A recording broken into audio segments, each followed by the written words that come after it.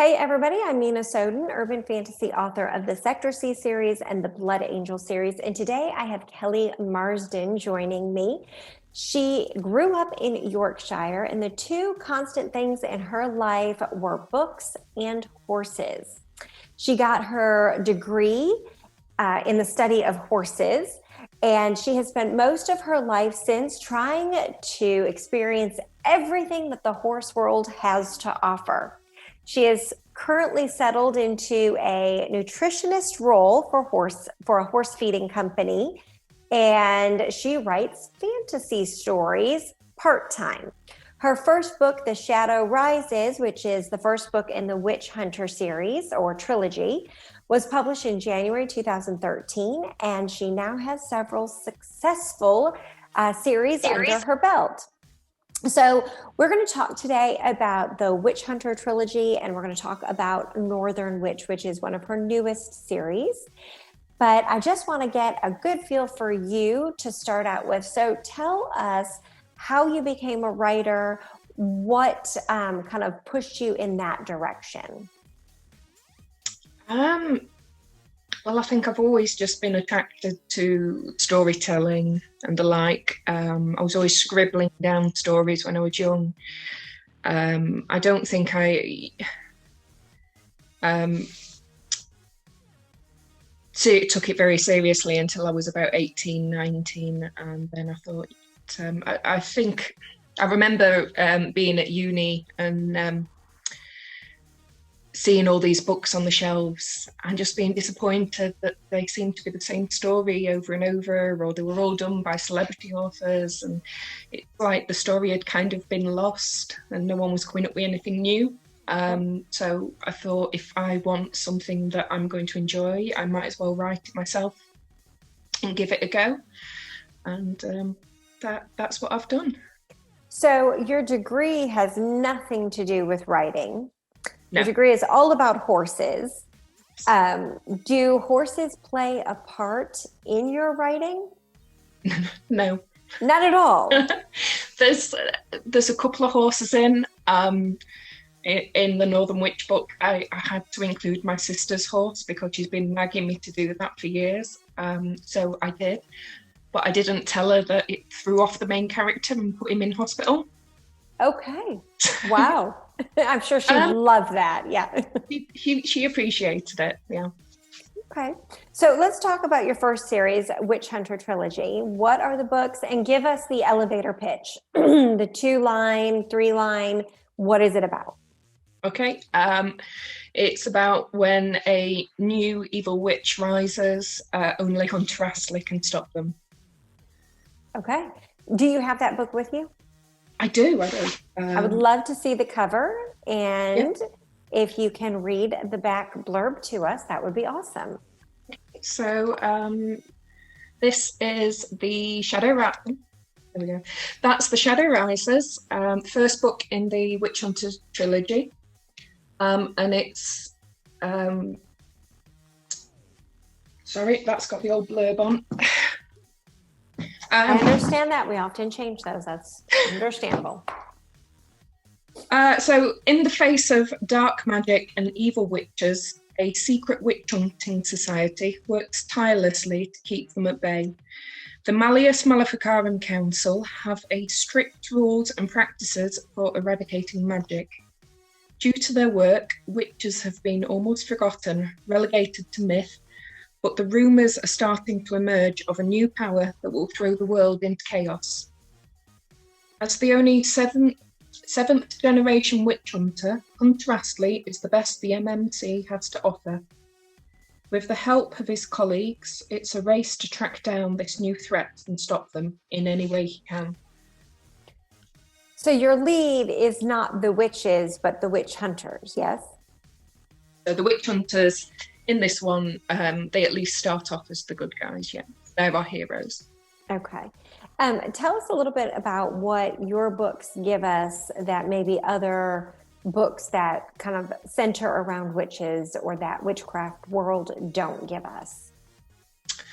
Well, I've had quite a few remarks that people are surprised that the witches are the baddies in this. I think there's a lot of fantasy books that do tend to put witches and as the heroes.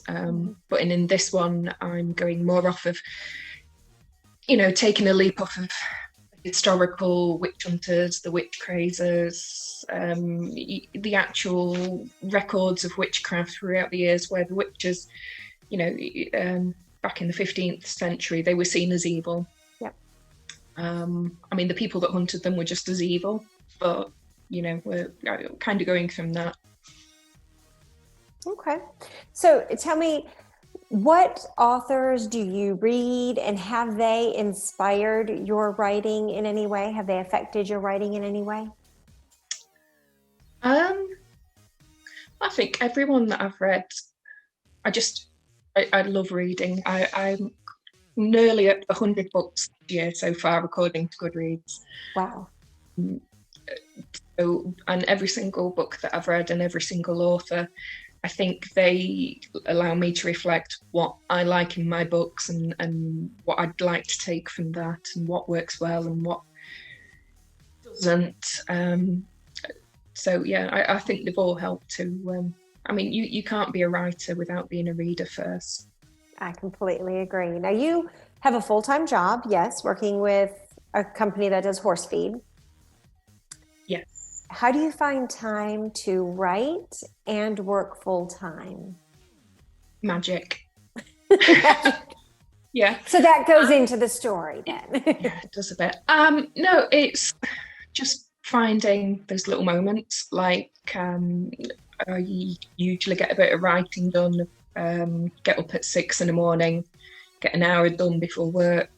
When I'm at work, I have an hour's dinner break. It's quite a small office, so I'm the only one having dinner at that time, so I often use that time to do a bit of writing as well. So it's always a slow process, but so you kind of have to squeeze that into the nooks and crannies of your day. Yeah. What does your writing process look like? Are you a outliner, a plotter? Are you a pantster? Do you just kind of fly by the seat of your pants and write? What does that look like for you? I think I'm a bit of a plantster, so a bit of both. Depends on the series. So the Witch Hunter series, I knew the main plot, and I knew some major elements in it, but other than that, the characters just took it places where I didn't really expect it to go. So that I always find that quite fun. And then the Northern Witch series was a little bit looser. So it just, I started with the premise of a couple of characters and saw where it went, and still seeing where it goes. So tell us a little bit about the Northern Witch series. What is that one about? That one is about Mark, who's a 16-year-old boy. He's lives in North Yorkshire, in a small town, and everyone knows that his nana's a witch, and he's about to start his training as a witch. And this mysterious new guy comes to school, who Mark gets a crush on, and it turns out that this guy is possessed by a demon. Oh. So, yeah. So are your books then young adult? The Northern Witch ones are, yes. Okay, and the other one is not? Sort of. It's easy to read. I don't sort of aim my books at any age in particular. I don't put anything sexual into them. I don't put any extremely foul language into them. And I think the way that you approach teenagers and adults has to be very similar, because you have to respect both of them. Absolutely. So I think they're both, even though the Witch Hunter series is sort of has adult characters and is aimed at adults, I think it could be read by teenagers as well. Okay. Which of the two series is your favorite? Oh, I know that's hard to answer. Well, Witch Hunter came first, so that's going to have to stay. That's got some of my favourite twists in. But I think favourite character goes to the Winter Trials. Okay. Now you've been writing, you've been published since 2013, so it's been a few years. How many books do you have under your belt? How many are published? I have, sorry, just doing a subtle count. No, you're fine. I've got 10, I Okay. think. And are they just the two series or do you have multiple series? How many series do you have? I have 3 series. Okay. So we have the Northern Witch series, the Witch Hunter series, which includes the trilogy and some prequels as well for some of the other main characters. And then I also have a high fantasy series that doesn't get mentioned very often. It's like Strange Cousin that sits in the corner. Okay. Okay. And are they all indie produced? Did you self-publish them all, or are you traditionally published? They're all indie. So what made you choose to go the indie route as opposed to the traditional publishing route? Well, I originally wanted to do traditional. I mean, I think a lot of authors do, because it's, when you first step into it, it's just such a big world and it's so scary and you don't know the first thing of what you're supposed to do. So someone kind of holding your hand for those first few steps is such a major thing. And when I started writing, the indie world wasn't as prominent as it is now. So once I decided to approach with the Shadow Risers and tried to get a publisher, applied countless ones over about 7 years. And then it was just an odd conversation with my friend Lisa, who was one of the few people who knew I was writing. Because again, it's terrifying to say you're writing. It's like, how dare you? It is. It is. It's very scary to admit that. Yeah. Yeah. So we were out just having a random conversation, and she said she'd seen this thing about online publishing, about uploading it directly to Amazon, and it kind of went from there. Okay. So with that whole idea that it can be very scary to say, I'm writing a book when you first start out, when did you first consider yourself an author? Not just a writer, not just I'm writing something, but when did you first say, I'm an author? Probably about 5 years. So, yeah. No, I understand that. It took me a few years after my first one was published as well. So completely get that. I love to hear that I'm not the only one. Yeah. So tell me a little bit. I know how it felt when I opened that first box, when I got my first copy. Tell me what you did to celebrate, how that felt when your first print copy came to you in the mail. Well, the first print copy I didn't actually have for a couple of years afterwards. It was purely ebook, because in the UK we just didn't have the support that of CreateSpace at that time. But oh my God, when I did, yeah, I was so excited. I think I just went jumping around the house. Had the Jesus out of my boyfriend. That's awesome. So has COVID affected you at all during your writing process? I know here we've been quarantined for months and it's definitely had a toll on a lot of authors. Has that affected you in any way in your writing style? Yes. I mean, we've had lockdown as well in the UK. We've had a couple of different ones.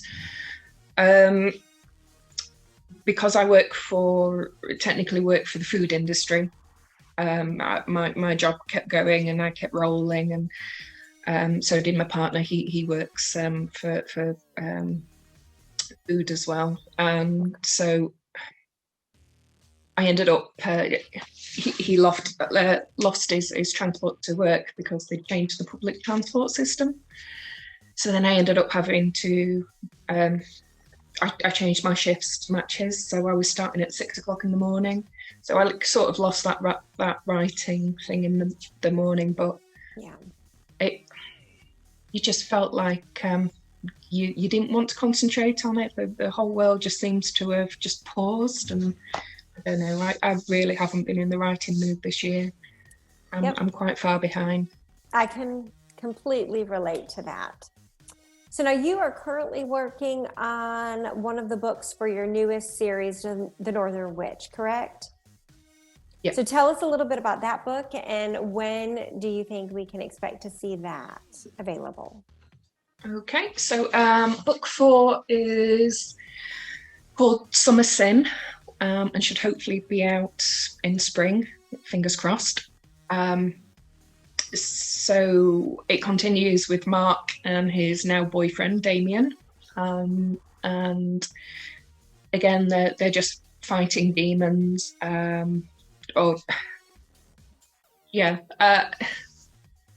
There's demons, there's dark witches. It's kind of hard to say because it's jumping into book 4. There's, I think, everyone's favourite character, Mark's Nana, who's just called Nana throughout the series. Everyone calls her Nana, and she finally gets a date with a hot farrier that she's had her eye on. So, little things. Very cool, very cool. Tell me, and you say it's going to be spring. When did the book before that come out? Book 3. Oh gosh, summer, I think. Okay. No, it might have been March. Okay. I believe that one was March. So Sorry. spring to spring. Yeah. So what in your, when you come up with your concept and you go from concept to publication, about how long is that for you per book? It depends. It can vary. Usually about 9 months. I mean, sometimes it can take a couple of years, and you push projects back and come back to them when you feel up to them. I think the shortest one I've ever done is Winter Trials, which is the first one in the Northern Witch series, which is quite a short story, but it originally it was part of an anthology. Okay. There was a group of young adult writers who wanted to produce a series of short stories for winter. So I just picked this throwaway story, and then everyone was asking, right, what comes next? But they were like, so these guys are all like professional writers, full-time writers, and they were saying, all right, so we'll do the first draft and everything, and that'll take us a month. And I'm like, what? Okay. Yeah, so I had to get that one out in a month. So yeah, that was an experience. So a throwaway story that ends up becoming a series. Yeah. Which is exciting. That's very exciting to see a story kind of blossom and bloom and become something so much bigger. What do you think your readers have in store for you next after this? Is this the end of the series, or will it continue? No, I think there'll be at least another couple of books in this one. I'm not quite sure how it's going to end yet, but yeah, so it's, I'm having so much fun writing it, and I don't want to drop the story yet. Okay. What is your favorite genre to read? Do you read within the same genre, or do you have a favorite genre that you read that you don't write in? No, I mean, I think the majority of books that I read are fantasy and urban fantasy, but no, I read all sorts. I've just finished reading contemporary romance that's Mills and Boon. I've also just finished reading a murder mystery set in Venice, not Venice, in Florence, 1500s. Oh, wow. So it's varied. So now, do you prefer ebooks, paperback, hard copy, hardback? What do you prefer when you're reading? I always used to prefer paperback, but I read so many books and I get through them quite quickly. I'm quite a quick reader, but carting those books around with me for, when I'm bored, or Yeah. it's quite hard work. So I tend to rely on a reading app on my phone. A lot of people do these days. You can have a library in your phone. It's pretty amazing. So have you ever read a book just based on the cover? How Yes. important is that for you? Oh, yeah, yes, yeah. I think a book has to attract you, doesn't it? I mean, especially when you have that big library of books, or the big screen of the Amazon shop. The first thing you see is the cover. So speaking of, who designed your covers and how did you come up with the titles? I've had a few different designers over the years. So the original Witch Hunter Trilogy, you should think I'd had enough practice in that, was done by Beth Seiler, who I thought did an amazing job. But then she decided to, she was went off to university to study to be a doctor. So that got put aside, the book designs. And then the most recent one, which is that one, which I've got to show off. So that is I like that. A little bit shiny. That one was done by website Creative Parameter, which I've linked to on all my social. So that's definitely worth checking out.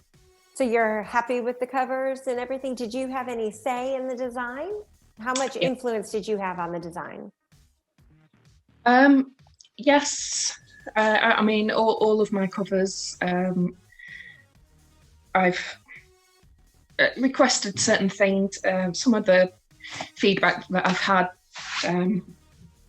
So, for example, the Shadow Risers, when Beth originally did it, there was a female witch in the middle, and it was, but I didn't want anyone to be able to tell whether it was male or female. I didn't want anyone to tell if it's the hero or the villain. I just wanted it to be completely anonymous. This could be anyone, and it matches the story, because the hero and the villain throughout the trilogy, they tend to just be mirror images of each other. So it's, yeah. Very cool. All right. Is there anything that we have not yet discussed that you want my viewers to know about either you or your books?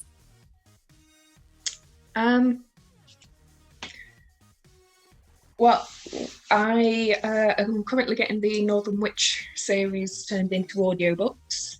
So that's quite fun. It's, I don't know if you've done any audiobooks yet. I have not recorded audiobooks yet. I'm looking into that for my first series, but it's just one of those things that it's just been put on the back burner. So are you recording your own, or have you hired somebody to do that? I've hired someone. I did what I think all authors do, is I tried recording a little bit myself, and then I was like, no, get a professional to do it. But no, I went through ACX, which is behind Audible, and it's so funny. It's so similar to online dating. It really is. You create your profile, they create their profile, and then you see if you can mesh. And then you put your projects on. Like when I put up the Witch Hunter books, I was like, right, okay, so I want, a charming English gentleman, and I wanted a authentic British speaker as well, because sometimes it's easier to have a British speaker for a British book. Yeah. And the number of people that apply that they're not right, but they're just going to try. Right. They know they're not right for it too, I'm sure. Yeah. I mean, there was one guy that thought, oh, instead of a nice sort of suave English gentleman, he'd do a Cockney accent instead. So, Mary Poppins. You didn't go for that, huh? No, that's not what you wanted. Yeah. No, not really. That's awesome. That's awesome. So now, which ones are going to be coming out Audible? Just this latest series, or all of them? Well, at the moment, the one that's nearest to being ready is the first book of the Northern Witch series. Okay. So that one has been fully recorded and it's been posted onto ACX and should hopefully be out in the next couple of weeks. That's so just in time for Christmas. Yep, that's exciting. And the narrator's already working on the next book, so should be quite quick. Okay, awesome. Is there any advice you would give to authors out there that are looking to start the process of getting their book published, or of even just starting the process of getting their story on paper? Well, I'd say definitely, go on Facebook, find these writing communities. There's absolutely loads of them, and without exception, the indie authors are just so nice and so helpful, and they have seen every problem going, and they're more than happy to share what they've learned from it. So yeah, I definitely get in touch with them. I completely agree. So much behind writing that you don't realize is there until you actually stumble on it. Yeah. All right, I like to end all of my interviews with the James Lipton Inside the Actors Studio questionnaire. It is 10 questions, so it's super small, short little questionnaire. There are no wrong answers. All I ask is that you answer what comes to mind when you hear the question. No explanations needed, just a short and sweet answer, okay? Okay. First question, what is your favorite word? Horse. Horse. What is your least favorite word? Received. What turns you on?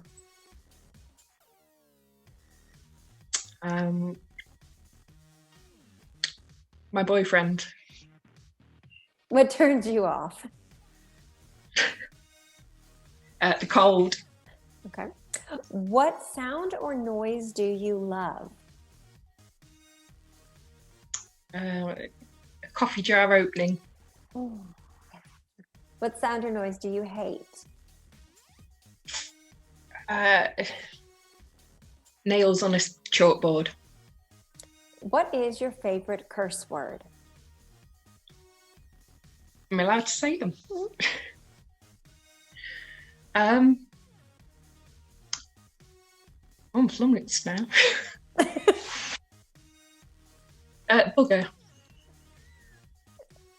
Okay. What profession other than your own would you like to attempt? Vet. What profession would you not want to do?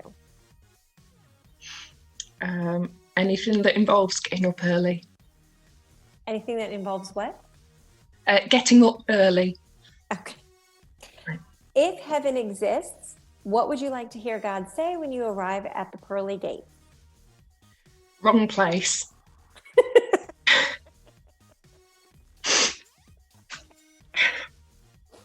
I love that. Okay. Well, that is the end of the interview. Thank you so much for taking time out of your day and chatting with me. I absolutely loved it. I had a great time. For those of you watching, this is the time where I ask you to please click like, subscribe, and in the description below are links to her books. So please go on Amazon, check out her books, order a copy, and start reading. All right, everybody, have a great day.